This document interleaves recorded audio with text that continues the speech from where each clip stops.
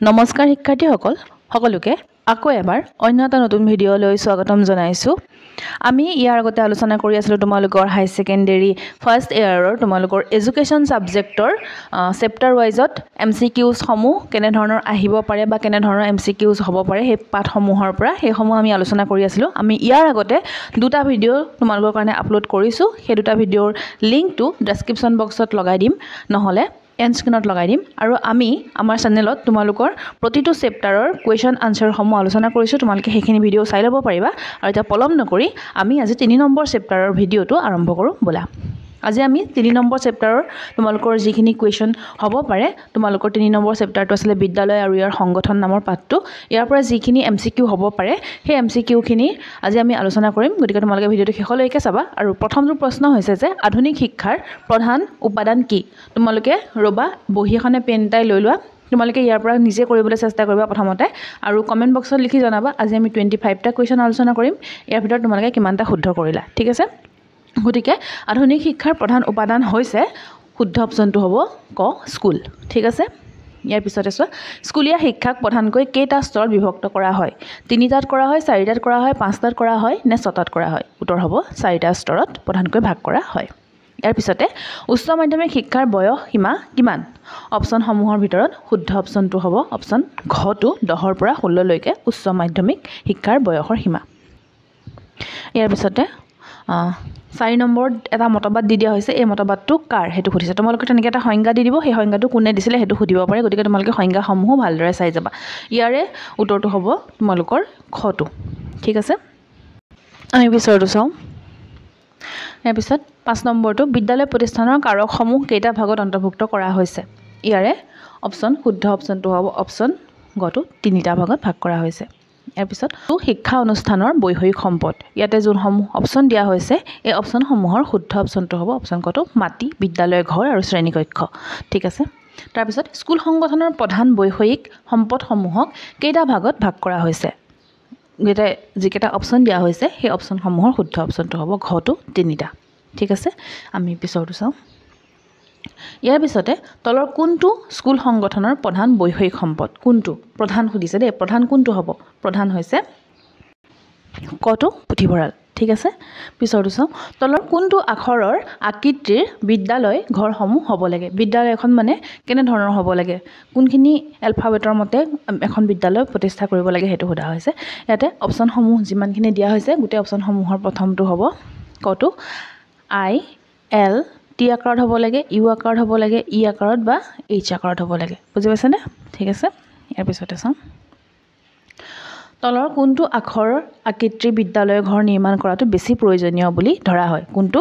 ইয়াৰে অপশ্যনসমূহৰ শুদ্ধ অপশ্যনটো হ'ব অপশ্যন কটো ই আকাৰৰ কৰিলে কি হ'ব? ইয়াতে প্ৰধান শিক্ষকজন থাকিব পাৰিব, থাকি পেলাই তেওঁ কি কৰিব পাৰিব? চবফালে চাই থাকিব পাৰিব, হয়নে? গতিকে ই আখৰৰ স্কুল ঘৰটো বেছি ভাল বুলি কোৱা হয়, ঠিক আছে? তাৰপিছতে চাওঁ আমি তলৰ কোনটো বিদ্যালয় প্ৰতিষ্ঠানৰ প্ৰয়োজনীয় মানৱ সম্পদ? ইয়াতে যোনখিনি অপশ্যন দিয়া হৈছে সেই অপশ্যনসমূহৰ শুদ্ধ অপশ্যনটো হ'ব অপশ্যন নম্বৰ কটো শিক্ষক আৰু কৰ্মচাৰী। শিক্ষক আৰু কৰ্মচাৰী মানৱ সম্পদত পৰে নে নপৰে? গতিকে ইয়াৰ শুদ্ধ অপশ্যন হ'ব ক। আমি পিছৰটো চাওঁ। তলৰ কোনটো বিদ্যালয়ৰ প্ৰয়োজনীয় সঁজুলি? ইয়াৰে যোনখিনি অপশ্যন দিয়া হৈছে অপশ্যনৰ কটো হ'ব শুদ্ধ অপশ্যন ব্লেকবোৰ্ড আৰু চক। খেলুৱৈটো সঁজুলি নহয়, হয় জানো? আৰু বেট বলটো ইমান প্ৰয়োজনীয় নহয়। তাৰপিছত শিক্ষাত প্ৰযুক্তিবিদ্যাৰ ব্যৱহাৰ কি বুলি কোৱা হয়? ইয়াৰে যোনখিনি অপশ্যন দিয়া হৈছে সেই অপশ্যনখিনিৰ শুদ্ধ অপশ্যনটো হ'ব অপশ্যন নম্বৰটো ঘটো শৈক্ষিক প্ৰযুক্তিবিদ্যা। ইয়াৰ পিছত কম্পিউটাৰ কোনে আৱিষ্কাৰ কৰিছিল? তোমালোকে জানানে নাই কম্পিউটাৰ কোনে আৱিষ্কাৰ কৰিছিল? এই কুৱেশ্যনটোৰ আনচাৰটো মোক তোমালোকে কমেণ্ট বক্সত কমেণ্ট কৰি জনাবা, কোনে কম্পিউটাৰ আৱিষ্কাৰ কৰিছিল। তাৰপিছত কিমান চনৰ ভিতৰত চাৰ্লছ বেবেজে কম্পিউটাৰ আৱিষ্কাৰ কৰিছিল? ইয়াত কৈ দিয়া হ'ল এইটো প্ৰশ্নত, সেইটো উত্তৰটো, হয়নে? তাৰপিছত ইয়াৰে যোনখিনি অপশ্যন দিয়া হৈছে অপশ্যনসমূহৰ শুদ্ধ অপশ্যনটো হ'ব অপশ্যন নম্বৰ ঘটো। তাৰপিছতে চাওঁ। এটা কম্পিউটাৰৰ মূল অংশ কেইটা? এটা কম্পিউটাৰৰ মূল অংশ হৈছে 5টা, ঠিক আছে? তাৰপিছতে আমি পিছৰটো প্ৰশ্ন চাওঁ। 17 নম্বৰটো তোমালোকক সুধিছে কম্পিউটাৰৰ যিকোনো এটা বৈশিষ্ট্য কি? ইয়াতে যোনখিনি তোমালোকৰ অপশ্যন দিয়া হৈছে সেই অপশ্যনৰ খটো হ'ব যে কম্পিউটাৰ অতি দ্ৰুত গতিৰ যন্ত্ৰ। এইটো যন্ত্ৰ হ'ব দেই, স্পেলিংটো ভুল হৈ আছে। এইটো দ্ৰুত স্পেলিংটো ভুল হৈ আছে, তোমালোকে এইটো শুদ্ধ কৰি ল'বা। এইটো হ'ব দ্ৰুত যন্ত্ৰ। ঠিক আছে, পিছৰটো চাওঁ। ইয়াৰ পিছতে তোমালোকক হৈছে প্ৰতিটো ৱেবছাইট কিহেৰে আৰম্ভ হয়? এইটো সকলোৰে জানা, www আৰম্ভ হয়। ইয়াৰ পিছতে ডায়েটৰ মুঠ শাখা কেইটা আছে? তোমালোকে জানানে ডায়েটৰ মুঠ শাখা কেইটা আছে? ডায়েটৰ মুঠ শাখা 7টা আছে। ইয়াৰ পিছত SCERT কিমান চনত গঠন কৰা হৈছিল? SCERT গঠন কৰা হৈছিলে ক নম্বৰ 1985 চনৰ 29 মাৰ্চ তাৰিখে। ঠিক আছে, ইয়াৰ পিছতে ডায়েটৰ যিকোনো এটা মুখ্য কাৰ্য উল্লেখ কৰা। ডায়েটৰ এটা মুখ্য কাৰ্য কি? ডায়েটৰ এটা মুখ্য কাৰ্য হৈছে যে চাকৰিকালীন। ঠিক আছে, ডায়েটত প্ৰশিক্ষণ দিয়া হয়। তোমালোকে ডায়েটত কি কৰে জানা নাজানা? তাৰপিছতে কোনজন ইংৰাজ লোকে কম্পিউটাৰ আৱিষ্কাৰ কৰিছিল? এইটো কুৱেশ্যনটো ৰিপিট হৈ গ'ল। প্ৰতিভাশালী ছাত্ৰ ছাত্ৰীৰ বুদ্ধাংকৰ পৰিসৰ কিমান জানানে? কিমান? প্ৰতিভাশালী শিক্ষাৰ্থীৰ বুদ্ধাংকৰ পৰিসৰ 140ৰ ওপৰত হয়। NCERT কিমান চনত গঠন কৰা হৈছিল? NCERT গঠন কৰা হৈছিল 1961 চনৰ 1 ছেপ্টেম্বৰত। ঠিক আছে, আমি পিছৰটো চাওঁ।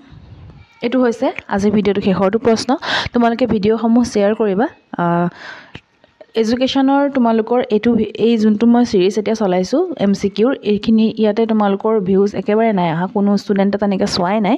খুব বেছি 100জনমান ষ্টুডেণ্টে চাইছে নেকি, তাকো ইয়াৰ আগৰ ভিডিঅ'টোহে, তাৰ আগৰ ভিডিঅ'টোতো ইমানে চোৱাই নাই। গতিকে ভিডিঅ'সমূহ শ্বেয়াৰ হোৱা নাই, আৰু ভিডিঅ'সমূহত যেতিয়া ভিউজ নাহে, মানে কোনেও নাচায়, তেতিয়া আমাৰ ভিডিঅ' বনাবলৈ একেবাৰে মন নাযায়। যদি কাৰোবাৰ অলপমান সহায় হয় তেতিয়া আমি ভিডিঅ'সমূহ বনাই ভাল পাওঁ, যে ষ্টুডেণ্টক প্ৰয়োজন হৈছে বুলি। যেতিয়া ভিডিঅ'সমূহ নচলে তেতিয়া আমিও ভিডিঅ'সমূহ বনাবলৈ অকণমান থমকি ৰওঁ, যে প্ৰয়োজন হয়তো নাই ষ্টুডেণ্টৰ, তেনেধৰণৰ আমাৰ এটা ভাৱ হয়। গতিকে আমি ভিডিঅ'সমূহ তেনেকৈ নবনাওঁ। আৰু এইটো মই তোমালোকৰ এই যে যোনটো চিৰিজ এতিয়া চলাই আছোঁ, সেয়া প্ৰথম 2টা ভিডিঅ'ত যদি অলপমান ষ্টুডেণ্টে চালে হয় তেতিয়া মোৰ দিও ভাল লাগিল হয়। আৰু মই চাগে তোমালোকৰ এইটো চেপ্টাৰ ৱাইজত আৰু ভিডিঅ' নানিম। এইটো হৈছে তোমালোকৰ এডুকেশ্যনৰ চেপ্টাৰ ৱাইজত অনা ভিডিঅ'ৰ শেষৰটো ভিডিঅ', আৰু ভিডিঅ' নানো।